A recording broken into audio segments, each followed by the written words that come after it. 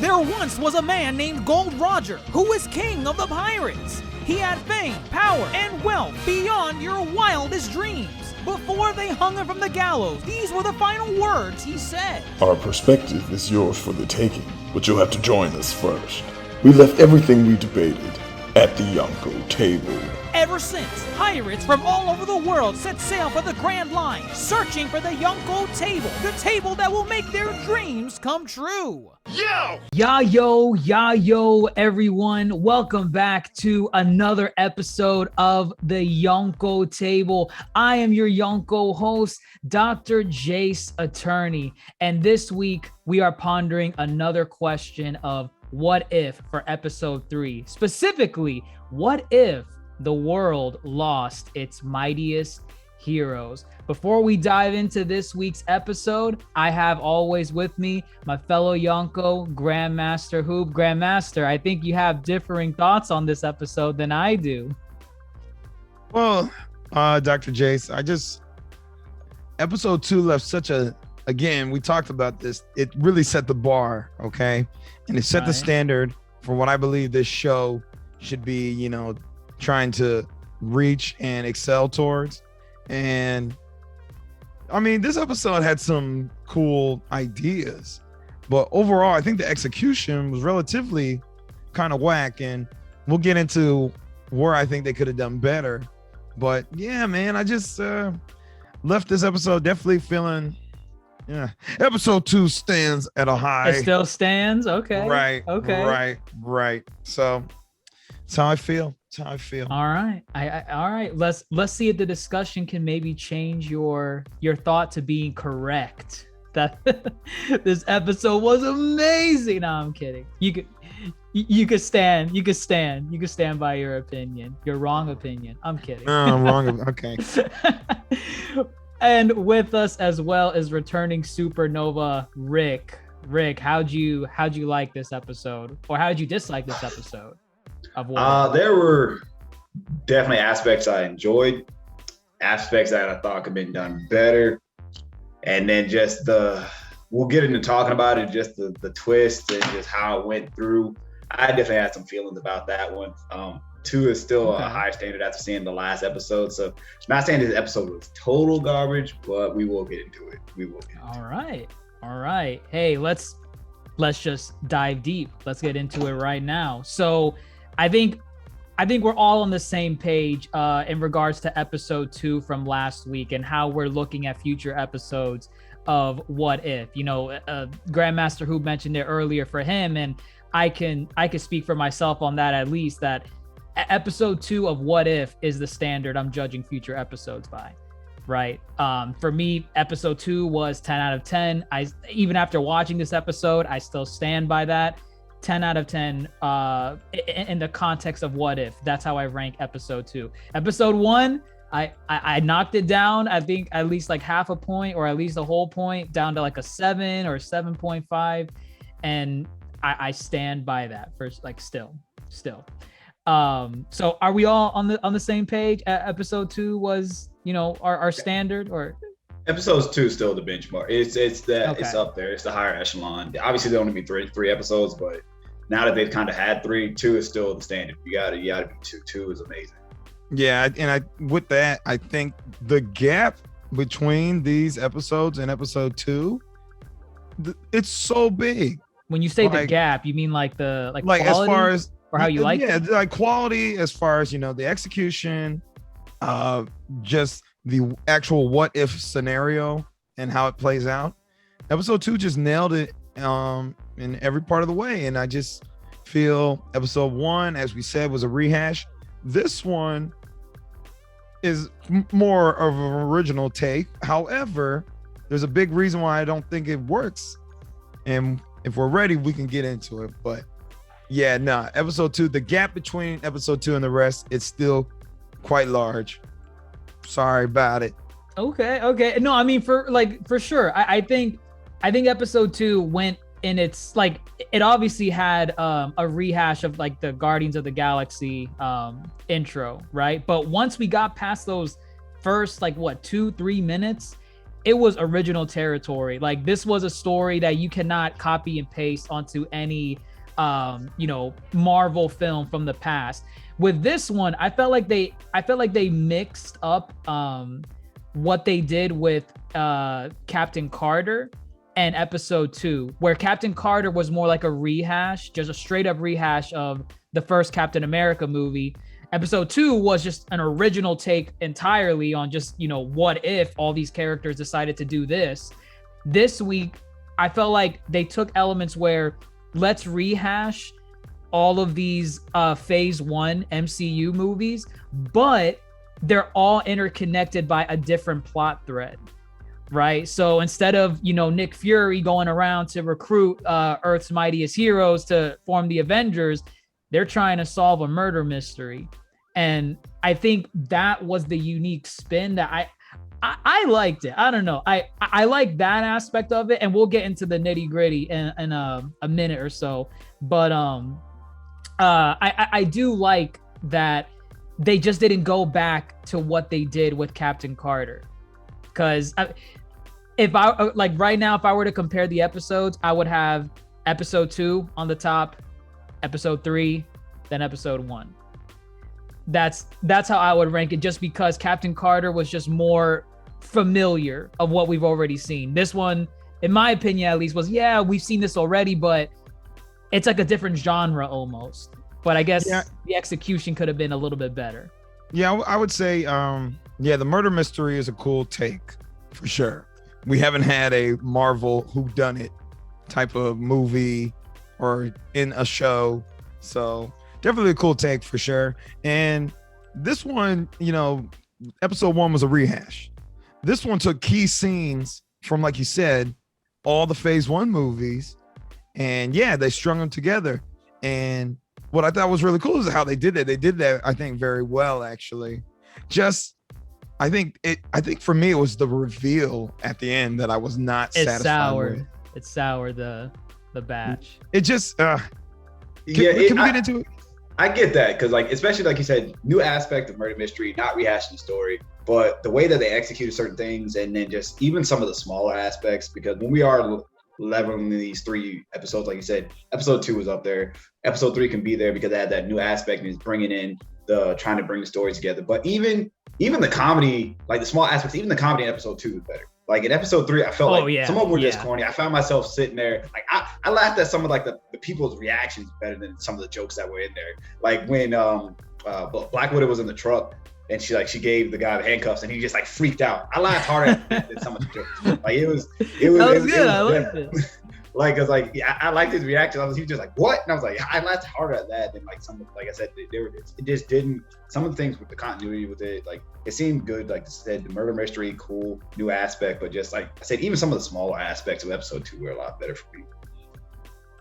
Okay. Fair enough. I mean, so where did we start off this episode? We start off right at the beginning of Iron Man 2, right? Yes. It's them going to pick up Tony at the donut shop. The donut shop. It's funny because I'm actually starting my MCU rewatch, and I just finished Iron Man 1.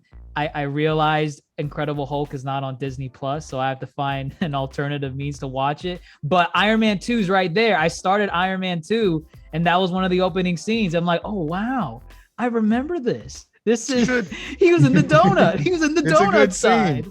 It's a good scene, and I think it was cool. All right. Shout out to Sam Jackson. However, Sam Jackson is Samuel Jackson. Okay, Nick Fury, baby. His delivery on the, and he's been in the voice acting game for a while. I felt he was kind of weak here. I feel like he wasn't. If you ever watch, Boondocks, like we were saying. Okay, yeah. Yeah, come on, man. He could deliver, He's he like, has excuse energy. me, sir. I have to ask you to exit the donut. Versus originally, it was like, excuse me, sir. I have to ask you to exit the donut. And, okay. But it was cool to see them play out that scene, and then bam, they hit you with, here's right there. I wasn't expecting it right there. I thought we get the Avengers all together, and then they die or whatever. But no, right off rip, Tony Stark.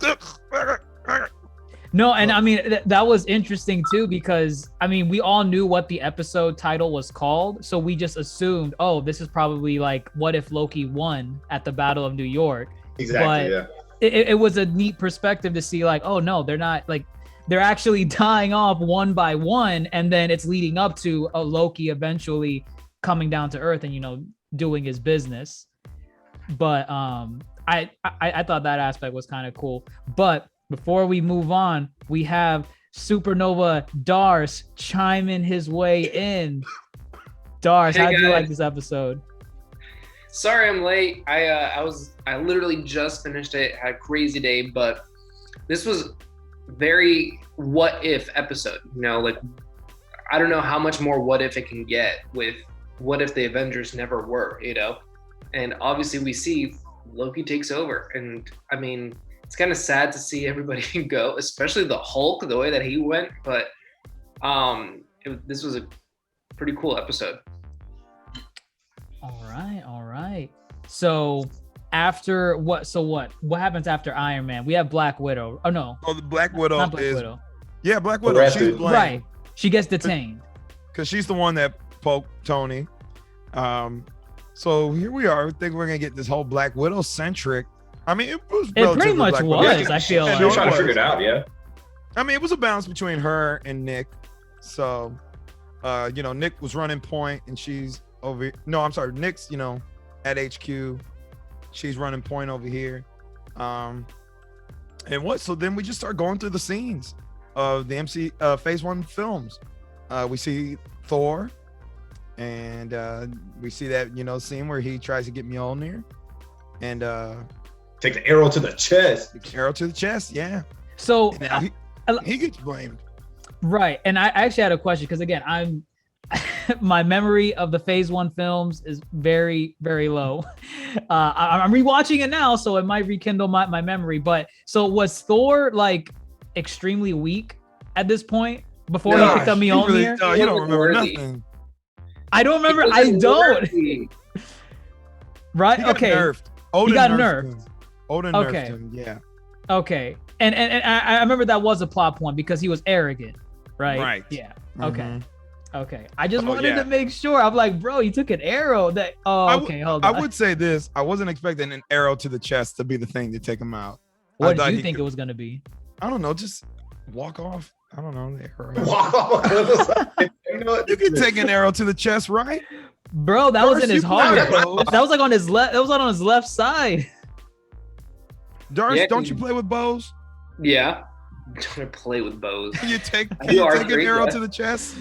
You can, but if it hits your heart, I mean, It depends on how many pounds of pressure behind it. Because my bow is like pretty heavy. One I use. for Oh, you hunting got and stuff. you got a bow too. And this Yeah. is Hawkeye. This is Hawkeye we're talking yeah, about. he That doesn't miss. that He bow didn't is shoot it. is he didn't shoot it, He didn't shoot it. but No, it wasn't Hawkeye that shot it. Yeah, it That's was. the whole point. That's the whole point. He didn't shoot it.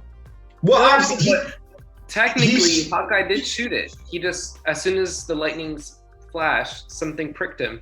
because remember, he had the aim Oh. on. Like he already was aiming down sights on him. Just the It wasn't obviously the arrow. villain I went thought off it was and- somebody else with a whole bow and arrow. No, he did it. The arrow. Yeah. I mean, well, Right. technically it wasn't Hawkeye though, because I mean, it wasn't Hawkeye, but I mean, it came from his right. bow. It Yeah, 'cause came he from was his already bow. looking. Because though he flinched technically because of it's a reaction. You know, you get pinched, you have a reaction that comes from it. Right. Okay. Fair enough. So Yeah. we have Thor biting the big one, and then from there, this is part of the episode that I kind of liked. Maybe that's what elevated like my score of it, just because of the chaos that was going on. We transitioned to Natasha going to visit, and I don't remember this character's name. She appeared in Betty. the movie. Betty. Okay. Oh, God. That's Listen, a big man. deal. th- That's a big deal. Why is it a big It's deal? actually a really big deal because it kind of not confirms, but it brings to light that the Incredible Hulk movie is part of everything MCU related. Was there ever a Right. doubt that it wasn't? No, It but just a never lot of was people, referenced back other than Thunderbolt. other than Thunderbolt and Abomination, when we see him again in Shang-Chi. But other than that, people look at the Incredible Hulk film as the black sheep. Oh, is Yeah, that because? because early it was Is that because of the movie rights? Yeah. No, it was mainly because Ed Norton did Hulk, and then he wasn't asked to come back, and so it was just a little too confusing to kind of like bring scenes back. I don't know. They didn't want to. Okay, Right. that makes sense. I guess they didn't want to have flashbacks or reference the movie because then who are you flashing back to? Edward Norton. Right. Edward Norton, not Mark Ruffalo. We've never gotten a Terrence Howard flashback ever again. Ever since That is right. Casted. Yeah. So remember that time you said next time when you saw my suit? Nope. right. I don't remember that. That didn't happen. Exactly. But yeah, I mean, yeah, we haven't seen Betty Ross. Betty, not Betsy. Betsy made the flag. Sorry. Betty. Since that film, it's kind of like, and she hasn't even been referenced. Yeah, not even a reference. Not Was even it like, the same? the girl back at home. Nothing. Was it the same actress? No. Okay, I figured. I mean, I don't know. Liv Tyler, is that her name? Yeah, Liv Tyler, Lady Arwen from Lord of the Rings. No, that was not her. Oh yeah, that was not it her. wasn't. That was not her that voiced it. But it was also cool though because they plugged Mark Ruffalo back into that film. Yes. And you see, I felt like, if you want to reference back to Incredible Hulk, couldn't they just like CG Mark Ruffalo's face over Edward Norton? No, their bodies are weird. That's really weird. Yo, it's Disney magic, man. I feel like they could do something. I feel like they at could that do point something. might as well just reshoot it, It's like yeah. that location. A reshoot would be the better move. And their body types are completely different. It's like putting small Steve on big body Steve's body. You wouldn't want to see that? No. No. Fair enough. But so what happens here? Cool. I mean, right? One, you get a lot of callbacks to Avengers. I don't know if y'all caught the line where she's like, hey, I promise you, I'll get you out of here. When he's starting to transform. That's what she said to Hulk on the carrier in the film. So that was a nice little nod there. But I mean, the scene played out the same. They're in the little walkway and he transforms and. So it's wrecking the military, what you did do in the movie, yeah. So. Yeah, it's kind of. I never realized that all this took place like days next to each other. I didn't think that too, but I guess it makes sense. Or wait, does this What If episode confirm that those Phase 1 movies happened like within the same time frame? I think it's safe to say, I think I know this one at least. I think between Iron Man and Incredible Hulk, that's only a month or two of not time even. difference. Well, you Is think it a month? I think it's a little sooner because Fury goes and gets Tony to be part of the team, and it's not until the end of Iron Man 2 that he's like officially like considered part of the team, and then he's supposed to go and talk to Thunderbolt. So there's a Marvel one shot you're supposed to watch. And which that one? Is I forget what it's called. It's the first one, and that one sets up Tony going to go see. Oh yeah, you're right. If it's you figure out shot, the time, it was their little DVD. Okay. It's exclusives. It was the same thing that also showed that like the Mandarin was real and that right. Ben Kingsley wasn't necessarily the Mandarin because the real Mandarin was like, if you ever try to use my name again, I swear. Yeah, that one's called All Hail the King. That's a good one too. It is a good one. If you can find out when that one takes place, that one will confirm the time gaps between Iron Man and Incredible Hulk. But yeah, man, we see Hulk blow up. Yeah, Hulk just blew up. It explodes. What was that? I mean, even with the revelation of what we like, who done it, right? Right. I still have the question, how though? How? Like, what exactly did you do? What was the science behind whatever you did to him and caused that reaction? Nothing. I grew the heart. The heart got too big for the body. Is that? But even in a person, your heart blows up. Your heart blows up inside. Like coming from a person who worked in medicine, your heart just blows up in your heart. He's not gonna blow up his whole body. So even But if if you your have like a heart massive heart attack, spontaneously like just grew 2 stories inside your body, Maybe what it is the heart started expanding. Naturally, it would blow up in a normal body, but because it's the Hulk's body, his body's obviously trying to contain it, so he's getting bigger. But it's like this is not natural though. It's like the heart's getting bigger, but it's not supposed to, and then and it's kablooey. pumping blood all over the place. Yeah, I don't know. It's an animated show. Come on. No, it's just the whole point of I want reason. I want logic. There is logic in this, especially when we get the reveal, but they didn't really give us the logic. They kind of leaving us to it put kind it of was together. just forced in there why he was upset. He was like, all right, this is why I'm upset. They're like, oh, well, I guess it's a reason, but it's like, all right, we're going to wrap it up with a reason why he's upset. Let's do it. Since we're alluding to it, do we want to talk about it?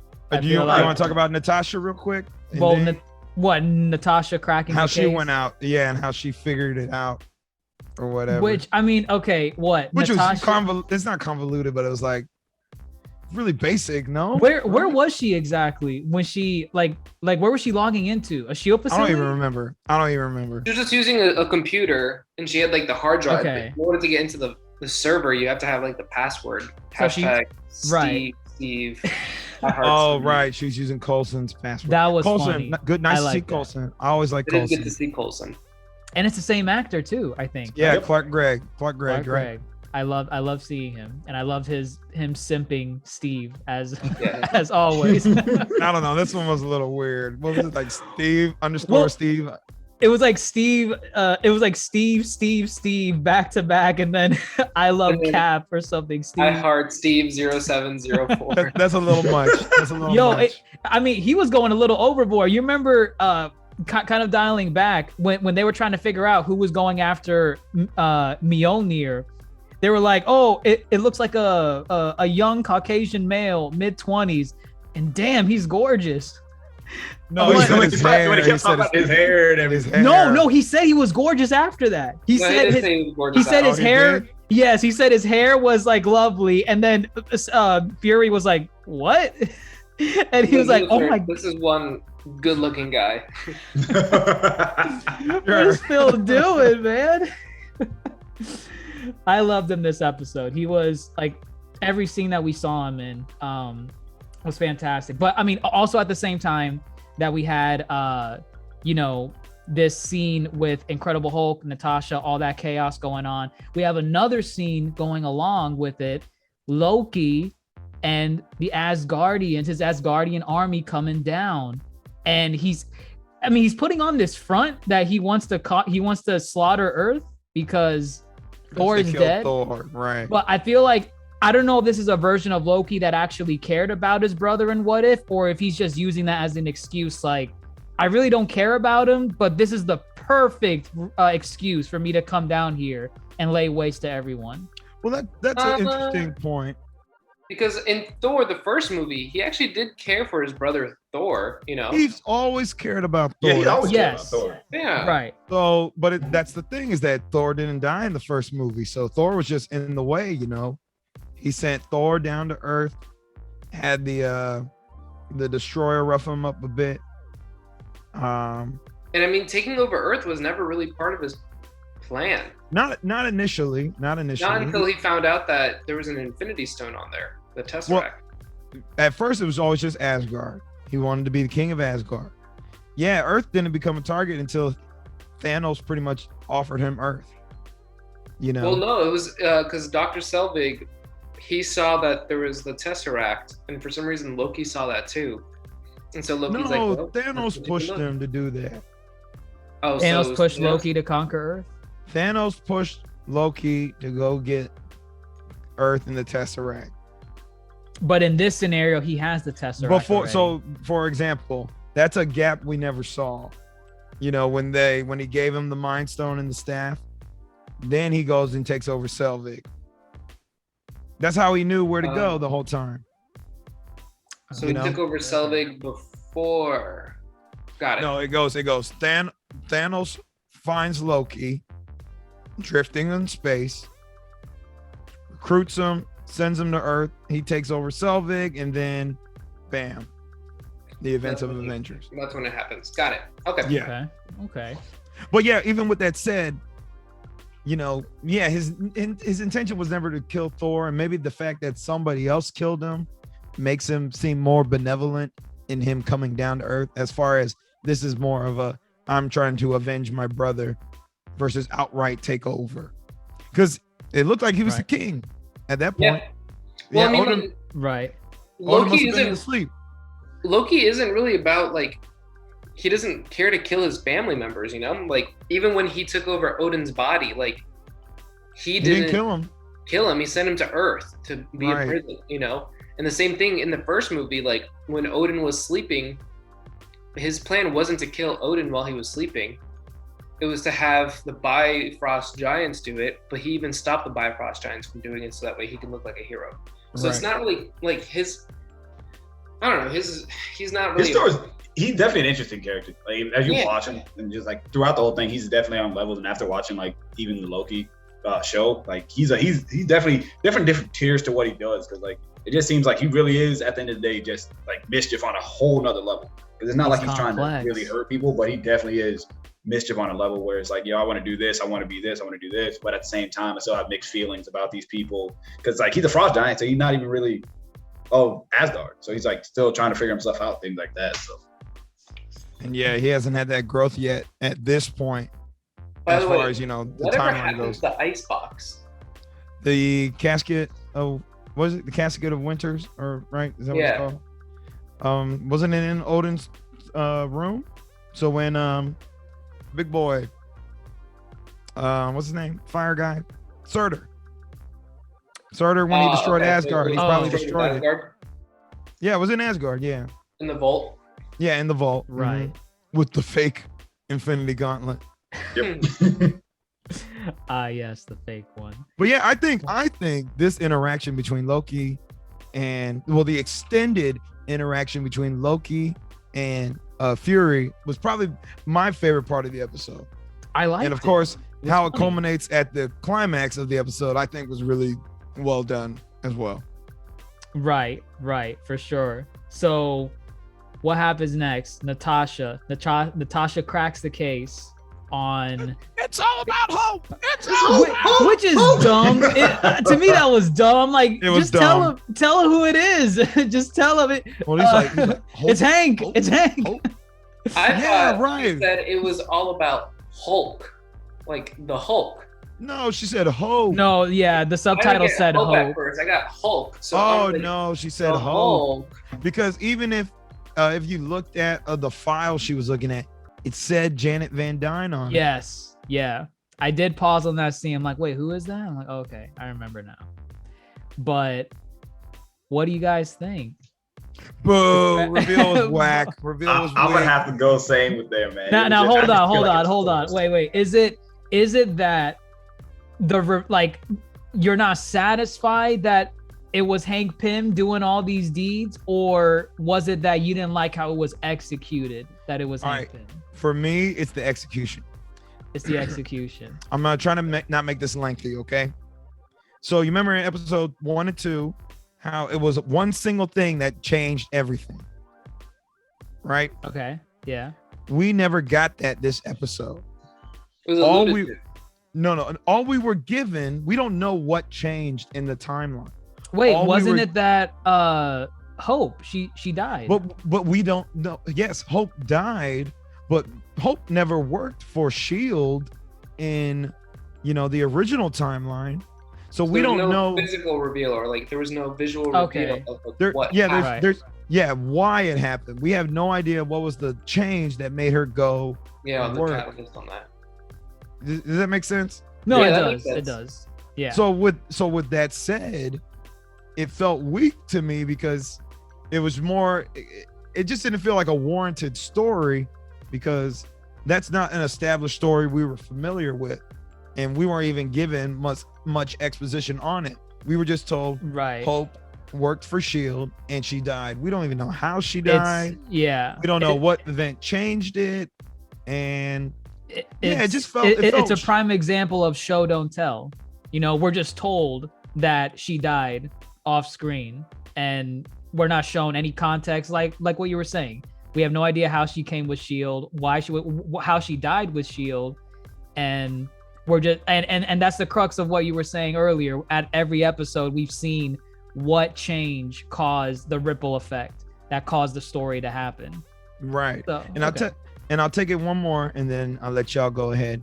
This episode could have been cooler had it been from the perspective of maybe Hank the whole time.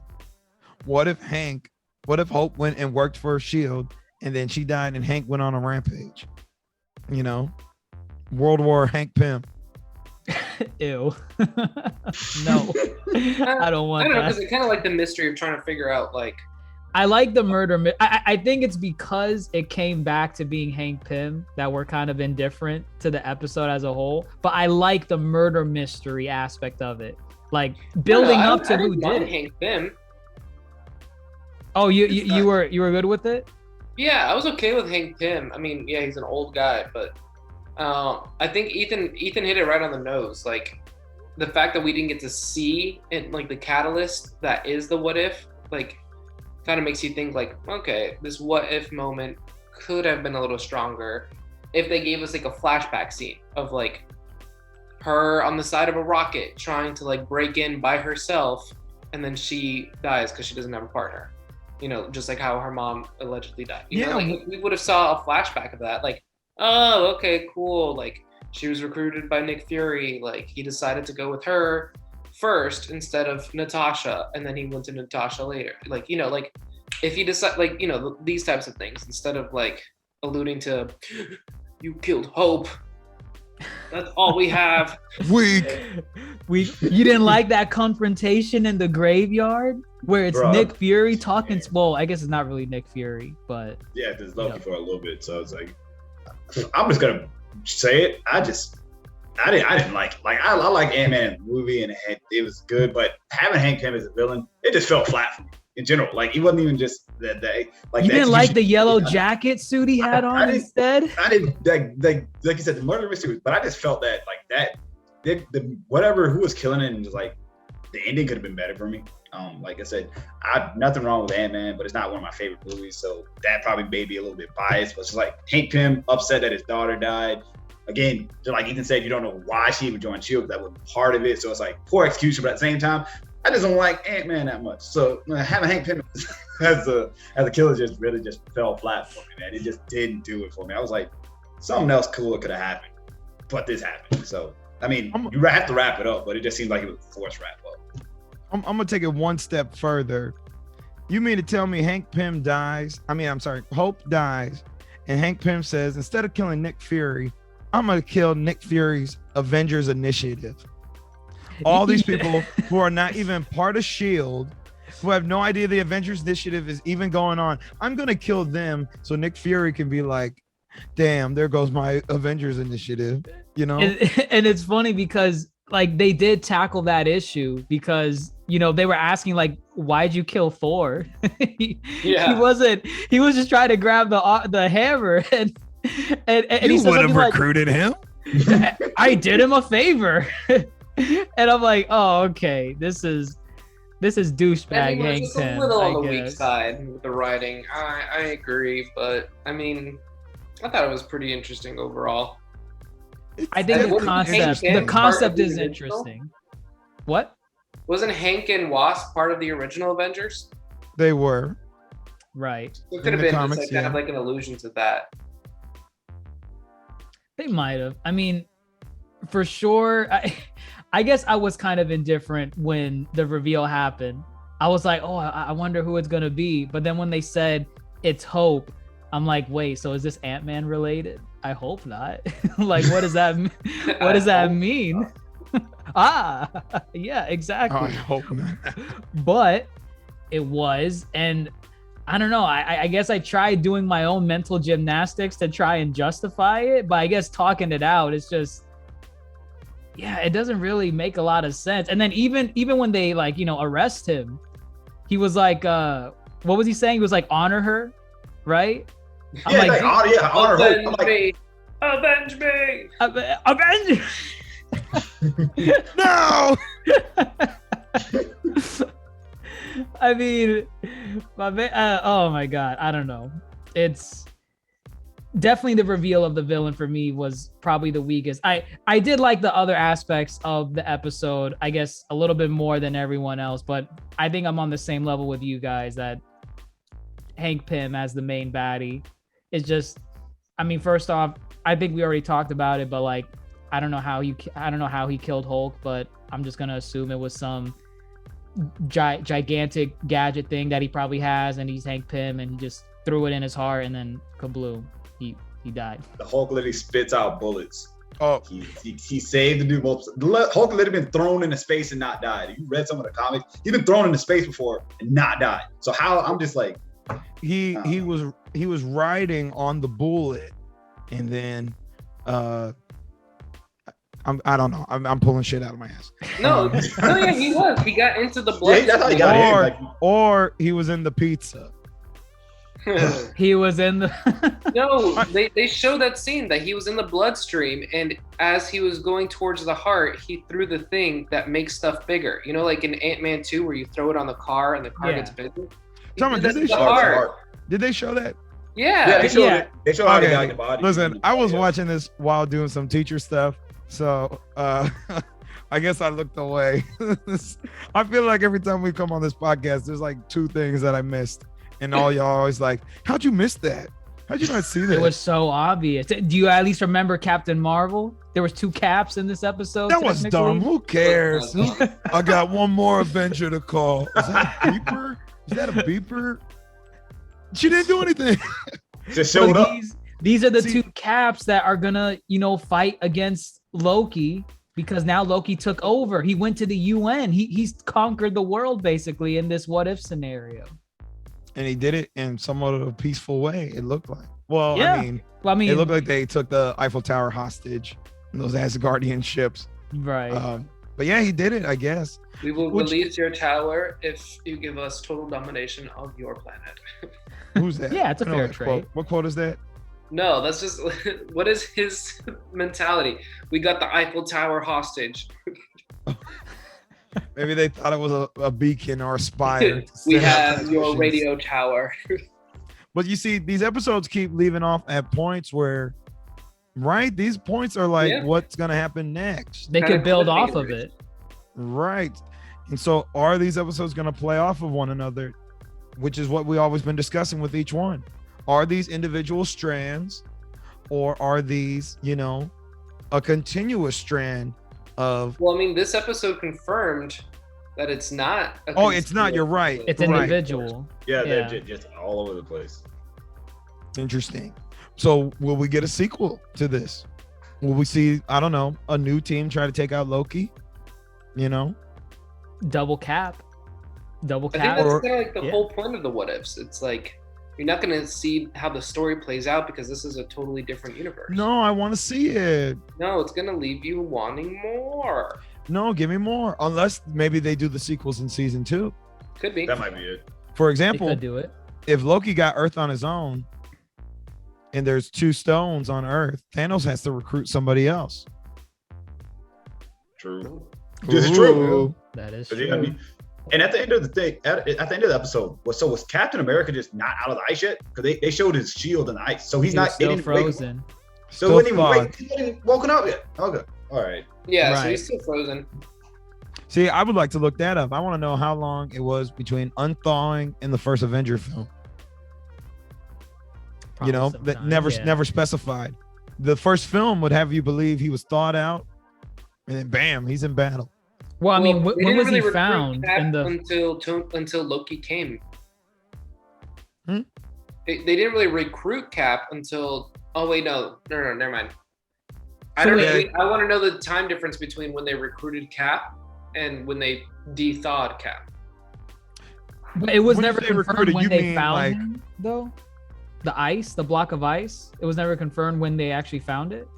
I think it's safe to say it's 2011 Oh, okay. because Loki came in 2012. That is canon. Yes. Like Endgame confirms 2012. Right. So I guess that would put it like a year. Cap was thawed for a year, maybe. But didn't they have the Tesseract in the 70s? They've always had the Tesseract. They've had the Tesseract in the 70s. They leased it to Carol Danvers' team, and then they gave it back. Yeah, they've always had it. They Howard Stark found it in the ice. Oh, Howard Stark found it in the ice. Right. But not Cap in the ice. No, Howard Stark found it. Yeah, young Howard Stark found it first. Right. Gotcha. Okay. For some reason, I thought the Tesseract was with Cap still. Oh, no. Hovercraft thing. No. You right. You right. Yeah. So final scoring. Yeah, final Come scoring. Come on. Okay. I will admit, coming in, I was a little more optimistic with my scoring. But talking it out, just the Hank Pym stuff, some of the loose plot threads that we wanted more explanation on, it kind of got a little worse. But overall, I still want to say I enjoyed this more than I enjoyed it more than Captain Carter. I will stand by that. I'm willing to give it an 8. I'm giving it. What'd you give Captain Carter? I gave Captain Carter. First time we watched it, I also gave it a 8. I think I gave it an 8. But then I keep saying this every time. We watched episode 2, and that changed everything. So Captain Carter. Bad. Rick is bad. No, I'm not. I have all of mine in my head. I will break down my scores. Captain Carter 7. What If Earth's Mightiest Heroes fell 8, and then T'Challa as Star-Lord 10. That's where I stand, because I still liked this episode's concept. It was poorly executed in some areas. Hank Pym. No, we don't want Hank Pym as the butler. The butler did it. No, but everything else, I liked the murder mystery. I liked Natasha going around and trying to crack the case. I like that part about it. So I'm gonna stand by 8. The 8's not moving around. Don't worry. 3 episodes later, it's not moving to a 6 or a 4. No, it's 8. So you say. I say that was solidarity. But go on. What's everyone else giving this episode? I'm only slightly gonna give it a higher grade than Captain Carter. Because yes, I have to give it higher than Captain Carter. Well, what'd you give Captain Carter? A 7. Are you sure? Yes, I did. Okay. I either gave it a 7 or a 7.5. If I gave it a 7.5. Okay, fine, perfect. That's perfect, because Captain Carter was better. This was poor execution. So because of that, this one gets a 7. Captain Carter's a 7.5. T'Challa's a 10 out of 10. And also, I hate to say it, I wanted to pull up the voice actress. I mean, she did fine doing her Black Widow ScarJo impression. We needed ScarJo. I'm gonna throw that out there right now. And the only saving first. Say again. Pay the woman first. I mean, they recorded these before the whole fiasco. I know. Yeah. So I'm gonna say that, and I like Samuel L. Jackson doing a Loki impression when Loki was posing as him in the graveyard fighting Hank Pym. Oh, that's right. And then they're like, "Good job, Mr. God of Mischief." Yes, good job, director. It's a funny exchange. So, but yeah, poor execution, man. We caught out all the inaccuracies and all the whatever. 7. It's a 7. Rik, all right, you got your score? Let's see. So where it falls for me, like I said, just again, good story, tight. I guess while it's just new opening and things like that, just new way of looking at it. But Captain Carter, like I said, after going back, because I have the right to change my rating, just like. And Jason. Yes, you do. Yes, you do. I gave Captain Carter. You have Yonkō approval to do it. No, yeah, like we didn't know. But now after seeing all these episodes, Captain Carter got an 8.5, but I dropped it last week to a 7. This episode, like GrandMasterHoop said, just barely above. I wouldn't even give this. I give this episode, for me, Captain Carter not better. It's still worse than this one, so I give this one a 7.2. So not tons better. And then episode 2 still that 10. It's still the benchmark. We gotta get back up there, because that was an amazing episode. All right, Darce. All right. So I originally came into this with a higher rating, just like everybody else. After talking about it, I'm like, there are, some things that were like, meh. But then now I think back at it, and the fact that they included the Incredible Hulk and like kind of putting it together with the MCU, and then they also gave Natasha a little bit more like Black Widow. Like they showed more of what Black Widow was supposed to be than the Black Widow movie was supposed to show Black Widow was supposed to be. Ooh. So for this one as a whole, I think I'm going to change my score back up a little bit higher and bring it to an 8.5. Oh, 8.5. 8.5. I think it's an 8.5. Just because I like the inclusion of previous movies. That's why I gave Captain Carter a little bit higher, because it was basically a retelling of Captain America, the first Avenger, but like in a different spin, And with this one, we get to see sneak peeks of previous movies, of a bunch of previous movies, even ones that we didn't even care to ever bring back again into the spotlight. And this was probably a cool, tasteful way of doing that. So I appreciate that one. That's why I'm giving it a little higher of a score. All right. I like Incredible Hulk. I'm just going to throw that out there. I think that's a good movie. It's very underrated. Shut your mouth. It's bad. Shut your mouth. Well, hey. Actually, I'll be watching that next because, I already saw Iron Man. So I'm going to watch Incredible Hulk. This will be my third time watching it from beginning to end. I'll have a third opinion on it. Maybe I'll think it's better. I remember watching it a second time. I thought it was doo-doo. And I watched it before or after Shang-Chi? Oh, before Shang-Chi. I'm watching it before Shang-Chi. I'm actually rewatching all the MCU films, but like that happens to be like coincidentally the next one on my list. So it's perfect for Shang-Chi because of Abomination and all that nonsense. Right. So, all right. And do we have confirmation on what's next week's episode? Ooh. Oh gosh, I should have took a picture of it. Hold up, give me a second. Hold up. I mean, I know. Aren't we like slated to have like sequels with T'Challa in this season, or no? I think so. Next season. Because I'm trying to think too, because we know we have 3 more episodes of T'Challa. I don't think they're gonna squeeze in 3 T'Challa episodes in season 1. Oh, you think they're gonna drag it out to other seasons? I mean, maybe very much some episodes. I feel like they would, just because the first, we're already 3 episodes in. We have 7 episodes left. I mean, they could still just go and tell original stories from any direction that they want to, instead of just just relying on here's the T'Challa episode. Let's just drag that out for the entire season. But all right, you pulled it up, Hoop, because I got it. Oh, you got it. Okay, go ahead. You got it. Okay, good. All right, so episode 4 is my favorite, the Dark Doctor Strange. Doctor Strange. Okay. Sounds original. So Doctor Strange is not in the comic books. He's not a fun, family-friendly film type person. So I'm excited to see this. Kind of alludes to the new game that's out or coming out. What is it? The Midnight Suns. Oh, the Midnight Suns. Yeah. Mm-hmm. So hopefully we see some cool Dark Avenger stuff going on in that too. That will be interesting. Doctor Strange was heavy in that trailer that came out today. He was. Midnight Sun. But shoot, we got What If next week. And for everybody who's listening to our show, we will be covering Shang-Chi, which premieres next week as well. Next week. That's next week, man. Thursday, as usual, Thursday night. Right? We can shoot. Yeah, I'll skip kickball to go to see that. We're doing it on Thursday night?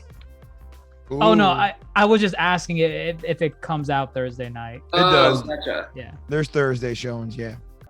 We'll talk about it. We'll talk outside. But all right, that wraps up this week's episode of What If. We want to know what you guys thought of what would happen if Earth's mightiest heroes fell before the Avengers battle. Did you like the episode? Did you think it had some minor poor execution in some areas? Do you stan Hank Pym being the villain that assassinates the Avengers? Let us know on whatever social media platform you're listening us to on. So make sure you follow us on @Yonkō Table on Facebook, Twitter, Instagram, and YouTube. If you want to see our lovely faces, hash it out at the table with the very deep dive discussions. But that wraps up this week. I am your Yonkō host, DrJaceAttorney, fellow Yonkō GrandMasterHoop, fellow Supernova Darce, and Supernova Rik. Finally. Take care, everyone.